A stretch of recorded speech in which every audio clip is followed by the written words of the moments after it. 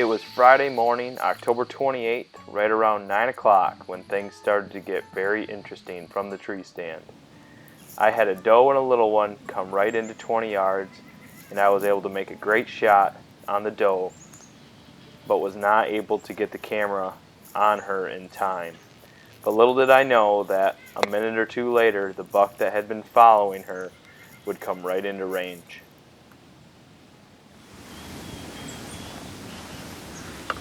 Bet. Bet.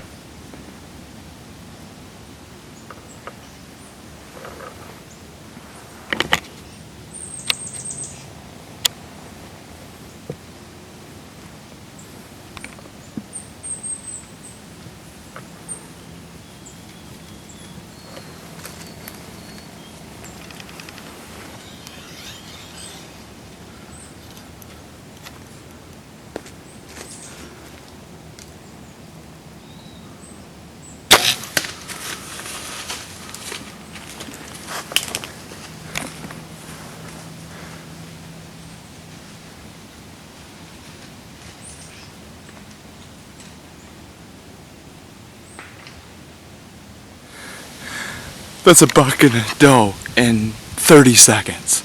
Maybe a couple minutes. Nice 8-point. I got a doe down right in front of me. I can't believe it. I cannot believe it. Looked like a good shot on the buck. He took off hard. So, we'll see what happens. Good morning here in the stand. It's not even 8:30. Wow.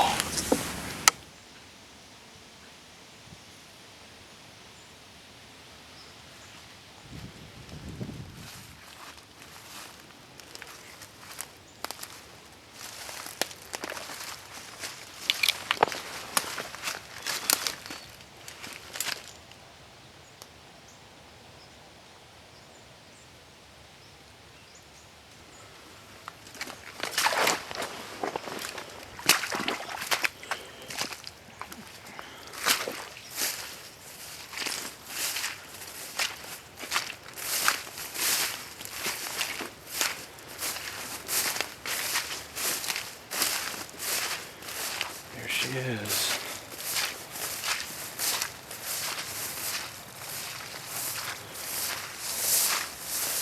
Nice big doe. That was number one.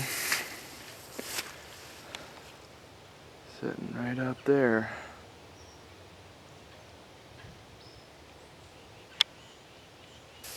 That doe came right around this corner here. And I didn't see her in time to get the camera up.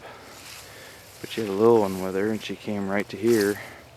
I had enough time to draw back and I shot and got her. And then not a minute later, a buck came right down that little ridge, come around this thick stuff, come into the field. I grunted at him and he came closer, set me up at 30 yards, and I shot him right over here. He about fell over. It looked like a good hit. So we'll see what we can find here.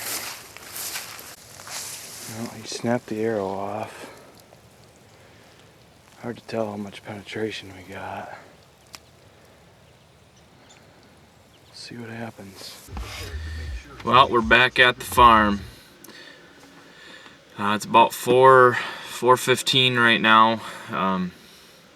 We're gonna go look for that buck. When I shot him, I thought the shot was great, but after looking for blood right away, didn't find much blood, and after I kind of moseyed around looking for some drops, I kicked him up right away after about 50 yards. So we're hoping that it's a good hit, and that's why he bedded down really quickly. We went over the footage. Looks like it's a definite shoulder shot, perfect height, but it's definitely forward in the shoulder. So hopefully we got good penetration. We got to cut something in there that'll put him down. So Unfortunately, we ended up kicking the buck up again, but we were pretty sure we saw where he'd bedded down and decided to come back the next day and see if we could find him dead or at least try to get another shot on him. As it would turn out, we did find him, but he was still alive, and before we could get a good shot on him, he took off down this hill and bedded down in some thick weeds, and all we could do was watch. What do we do, Jerry? He's just laying there with his head up, and we're just watching him. We were able to watch him as he bedded down next to an apple orchard, and we decided to make a game plan to try to get around him and put a stalk on him to try to get one final shot. He's head up at about 150 yards, and we're just watching him.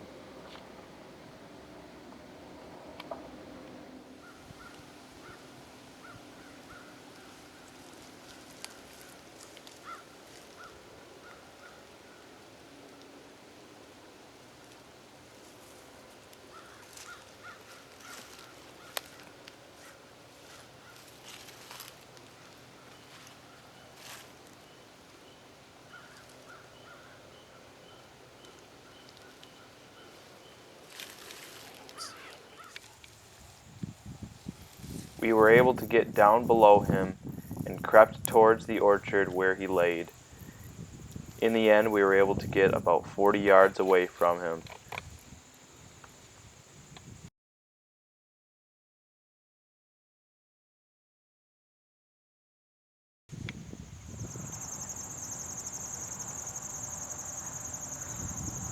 While I decided to crawl on hands and knees through the orchard to try to get into the same row as the buck, Jerry sat back with the camera and tried to get as much footage of him as possible.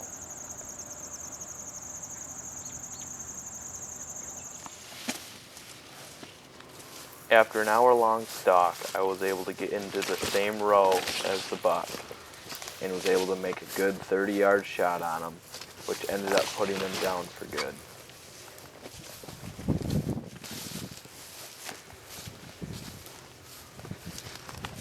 Oh, like smoke over there. Look at that buck. Look at that buck.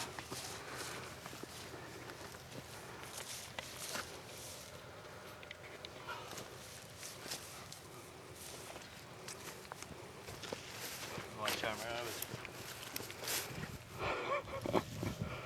Look at that.